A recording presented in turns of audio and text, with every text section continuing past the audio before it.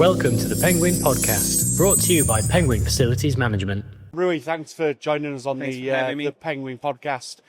Special day today, the IFM, the annual Infraspeak event. Yes.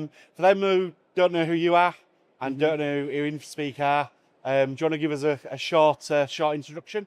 Okay, so I'm Rui from Infraspeak. So I'm the CMO at the company for 10 years already. So I've been in the company since the very early days.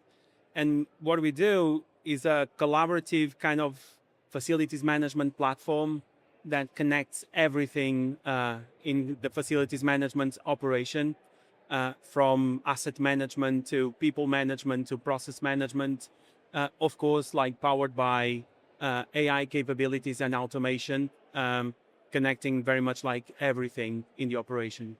Okay, so a decade, which Yes. it's a long time in one business. Yeah. What as that problem that Infraspeak has solved? What have you seen as the biggest change in the time that you've been there over this decade? That's a very good question, because like in the very early days, we were trying to improve and do a better system of records. Those were like the very early days, because everything looked very much like Windows 95, and Excel spreadsheets on asteroids. And we tried to improve that. And one of the key capabilities of the platform in the very early days was the NFC tags. So the ability of actually having NFC tags to identify equipment. We were the very first system in the world to have that, because one of our founders developed that technology and integration while at the university. And of course, like over time, very much like since 2019, we saw all the intelligence capabilities around AI and machine learning, and we started like developing the platform more on that direction. So like 6-7 years ago, and we built a team just for that. So that's why we are very much like ahead of time in regards to AI and machine learning. And what we also saw in the market was like also like the role of the facilities manager to change over time. Yeah. Which also led Infraspeak to change with the market. With the market. Yeah. So and I've seen that over the last 6 to 7 years. We've seen that as well. Yeah, so Penguin was one of our first customers in the UK. So, and of course, like all the customer feedback and all the conversations that we have with the market in events like this, it's also what helps us like develop the platform to meet the market's expectations. Yeah. So your position is marketing, growth. But you call yourself an FM evangelist. Yes. Yeah. What does that mean, and how did FM pull you in? Okay, so to be honest, I was very much attracted by working in an industry that's everywhere. So that was like the first attraction to Infraspeak. So when I looked at the market and the industry, it was very attractive. And of course, as a marketing person, you always try to understand everything about like an industry. Yeah.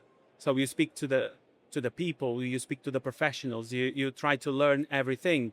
So it's very interesting that when we first started this event back in 2018, was when I joined Infraspeak like full time, because the 3 previous years I was like very much like part time running other business. Yeah. So, and that was because, now that I'm here like full time, I want to speak to everyone and everybody. So let's organize events so I can put all of these people together. Yeah. So it was very interesting, like the motivations also to do that.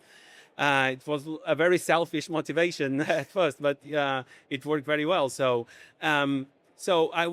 today I see myself, of course, like a marketing person, and I help the company grow and reach more people, more companies, and help the industry evolve. but I'm already more like I'm more FM than Martin, these days. Yeah. So, and an FM evangelist, and the way I position myself like that, it was like, I think when I look at other industries, there's always some people helping the professionals, and in this case, like facilities managers, understand what comes next. Yeah. Understand the also like the status quo. It's that deep dive, isn't it? It's Exactly. that deep dive. If you don't understand that of what an FM is thinking, Yeah, then how are you meant to deliver the solutions? exactly.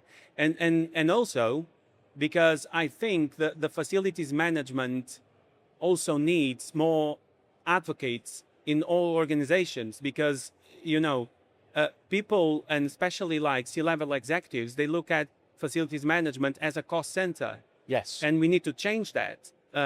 So we also need to educate the C-level executives to actually understand what's the impact of facilities management, and what could be the impact of facilities management if you actually position facilities management where the decisions are made, where the real conversations are happening. Yeah, which is one of the questions that we've been asking downstairs today.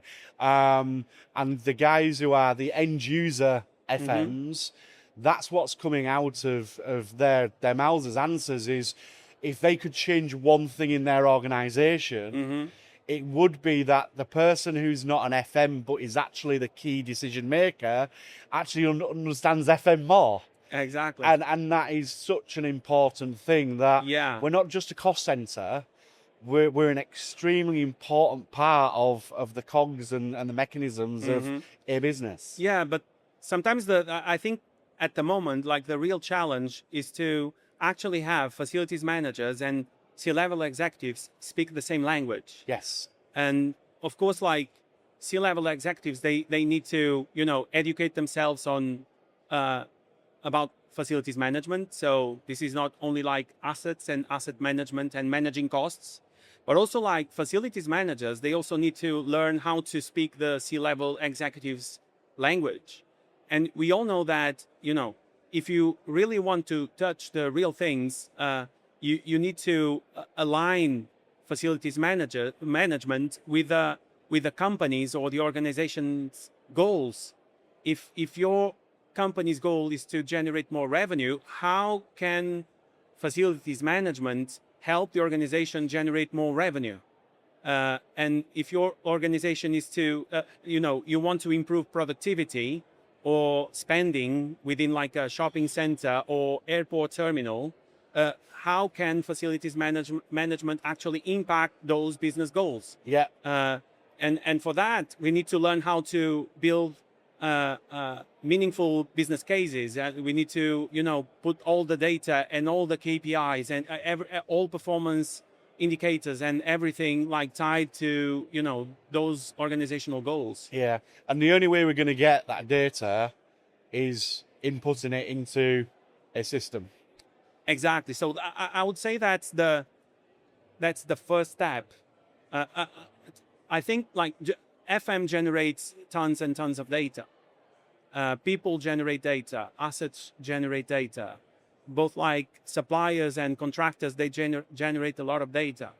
And putting that data on a very structured way, with all the categories and everything right, those are the basics. Yeah. But that's like data collection kind of layer, It's what goes on from that point. Exactly. Afterwards. So then you have the data processing. You need to transform that data into things that you can actually use. So, and those things, of course, like the obvious thing is like reports and dashboards and stuff, but that's not the only thing. It's great having a sexy dashboard, but if there's no outcomes. Yeah, so then there's the outcome. So how teams, different teams, like C-level executives, facilities management teams, clients teams, how do they actually use this data? And I'm very interested on how the operation itself use the data. So how can HVAC systems, along with the operational teams, can actually feed the system with data to make the operational flow, on a very like automated kind of way. Absolutely, yeah. So, I'm very interested on understanding how those things can connect. Yeah, no, I totally agree. So, moving on, the book. You've got a book coming out. Yes. Yeah, which is really exciting. I'm looking forward to reading it. Yeah. Becoming a strategic facilities manager. Yes. Yeah. What made you write the book, and who is it really for? Okay. All right. So after like 10 years working in facilities management, I think I'm in a very privileged position, and I'm very grateful for that, because I have the privilege to speak with like facilities managers from all over the world. We are in more than 40 countries. We work with many different verticals, from retail, healthcare, and so on. So and of course, having these conversations, I learn a lot. I was challenged many times over the years. And so some years ago, I started thinking like, one day I need to write a book where I actually put all of these learnings together, but looking at the future. So how can this actually help the industry and facilities managers evolve from here? So, and 1 year ago, maybe a little bit more, with these conversations keep going and so on, I decided to actually write it. And it's written for facilities managers. So it's written for facilities managers that are stuck in this operational layer, and can't get my cognitive space to actually think strategically, So the book helps you not only like think strategically, but also create that kind of space that enables some kind of strategic thinking that you can then translate into operational outcomes. Yeah, no, I'm excited. So the subtitles talk, and this sits with me really, really well, because this is so important to me as a person and to Penguin as a business. Yeah. So leading with value, collaboration, and innovation. Yes. Yeah. It's everything we're about. It's everything that we always have wanted to be about. But which of these three in that IFM sector at the moment, which of them three do we struggle with the most in FM? Oh, that's a good one. I would say that the baseline is collaboration. If you don't have your internal teams, your internal and external teams, customers and clients, buyers and providers, and so on, like collaborating on a like 360 degrees perspective, it's very difficult for you to have the basics to actually generate value and use technology to actually think about, what's the next level of your operation. Yeah. And the innovation then doesn't exist. Exactly. Yeah, no, totally agree. Totally agree. So, do we have a date? It's now being reviewed by, all the editorial team and so on. Yeah. We will definitely have it in June. Right. June 2026. Okay. Well, we'll try time it at the same time as the podcast going out. Okay, So we're excited. Thanks for very that. much. Reactive versus strategic FM. Yes. You talk about FMs being stuck in a reactive loop. Yeah. In the UK, we are seeing that come back, and it's because of budgets, recessions, economy, that kind of thing. Why is this loop so, other than the meanings that I've just said, why is this loop so hard to break? Yeah, so that's very much connected to your, when you can be strategic, you can actually think about new ways of overcoming your challenges, Challenges are here, and they are all the same for many, many years. So why are we just so stuck into these things, When you have like emergencies and things going on all the time, and you find like quick fixes, Yeah. you know, you just get stuck into this loop. Yeah. It's so difficult because you never think strategically about your operation. One thing that I have in the book, which is the facilities management strategy framework. So it's a very practical way of, you know, you envisioning your operation. This is how we operate. Yeah. This is our vision for the operation. This is our goals. This is our key activities. These are our trade-offs, everything that we won't do. And this is what we are going to deliver. So Yeah. when you have that structure in place, you can then, you know, jump to the next level, see your operation like a bird, and start like breaking the chain of these loop that Which we are stuck. answers my question of how do we stop this happening? How do we make a manager become more strategic? I was just talking to a gentleman downstairs, and we was having a bit of a joke of that reactive. You know, it's the industry. He actually said his middle name used to be because it's always. Can you just?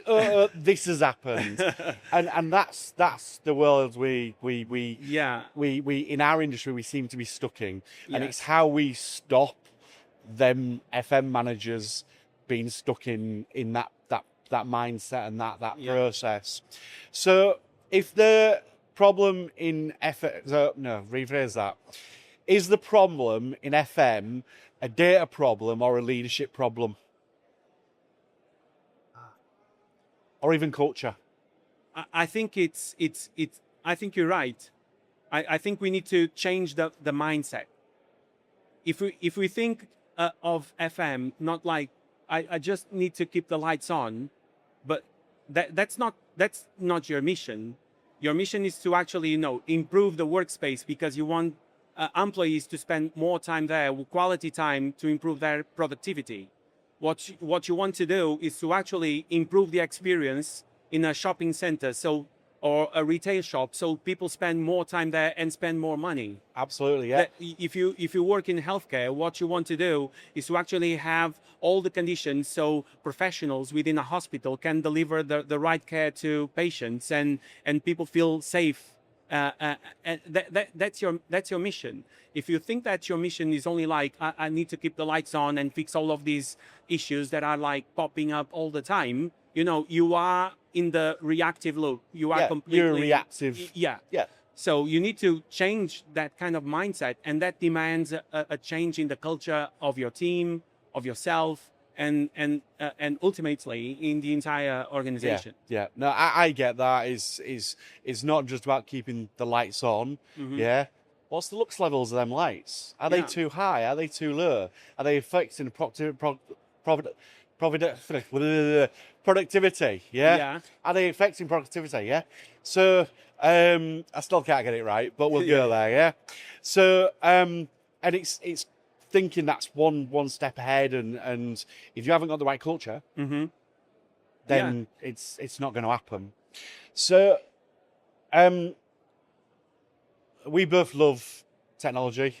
Yeah. AI is moving at a huge pace.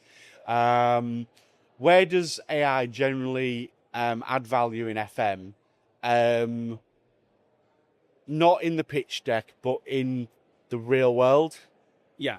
So that's a very good question, because we see AI everywhere, and people think that AI will fix all the problems, and AI is ready to fix all of them like overnight. And that's not true. But today, the first step for me is to actually use your data to improve the way you automate your operation. That's the first thing. What can you do to actually automate many of those processes that, you know, demand a lot of time? So teaching the converted. Yeah. So that's the first one. The next step, and that's coming, and that's already here, it's the predictive facilities management. So how can you actually predict how things will eventually happen, and you can, you know, prepare yourselves in advance, and we came from a very kind of like corrective or reactive kind of maintenance, for instance, and then you have these planned maintenance. We will be in a predictive facilities management world now and very soon everywhere, you know. Yeah. So you need to prepare for that, because if you have something telling you that, oh, the likelihood of this piece of equipment to fail next week is 85%, it's when you have to do something about it, Yeah. you know, not last week, not the week after. So Yeah. you will be able to make decisions in a very different way. Yeah. So you need to prepare for that. Yeah, no, I totally agree. So if we need to prepare for that, but you've actually said 80% of companies fail at digital transformation. Yes. So if 80% of companies fail, what do they need to do different to succeed? I was speaking about that this morning.